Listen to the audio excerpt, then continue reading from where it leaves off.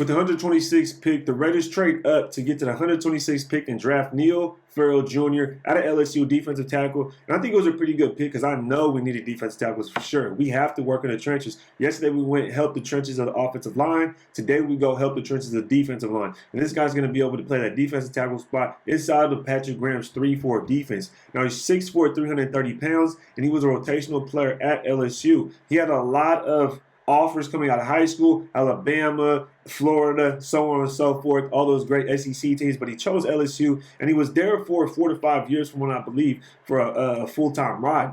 Now, his production was actually pretty decent. If I read off some of the stats to you, in 2021, he recorded 45 tackles, 9.5 for a loss, 2 sacks, 2 pass defended, and he had 24 pressures and 26 stops. Farrell ended his college career with 62 pressures on 747 pass rushing snaps, and he had 78 stops.